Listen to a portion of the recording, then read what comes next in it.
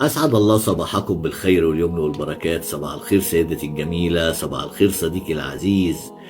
وكلمتين ونص على السريع وحكمة في آية النهاردة بتقول: بسم الله الرحمن الرحيم، إن الذين يحبون أن تشع الفاحشة في الذين آمنوا لهم عذاب أليم في الدنيا والآخرة والله يعلم وأنتم لا تعلمون. صدق الله العظيم.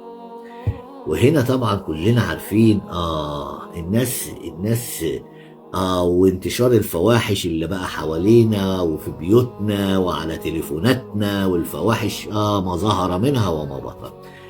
الناس بقى اللي بتشيع الفاحشة بقى، اللي بتشيعها، يعني واحد يتكلمه يقوم باعت لك حكاية كده، وانت تكلمي واحد تقومي باعته له حكاية كده.